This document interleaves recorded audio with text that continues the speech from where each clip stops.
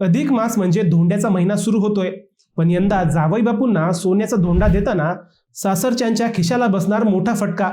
सोने चांदीचे भाव गगनाला भिडल्यामुळे यंदाचा अधिक मास चांगलाच महाग पडणार आहे.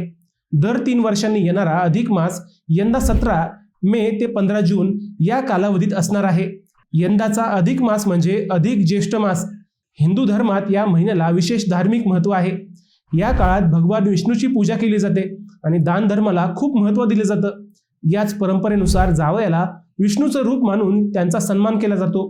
अनेक ठिकाणी जावयाला जेवणासाठी घरी बोलावलं जातं आणि धोंडा म्हणून सोनं, चांदी, कपडे किंवा भेटवस्तू दिल्या जातात.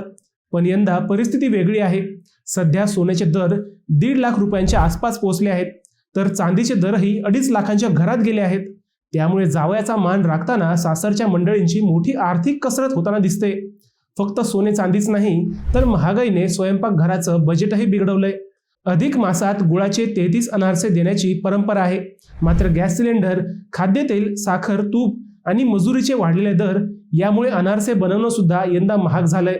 म्हणजेच यंदाचा अधिक मास हा श्रद्धा आणि परंपरेसोबतच वाढत्या महागाईचीही आठवण करून देणारा ठरणार आहे. तर मग मंडळी, तुमच्या घरी अधिक मासात धोंडा देण्याची परंपरा आहे का?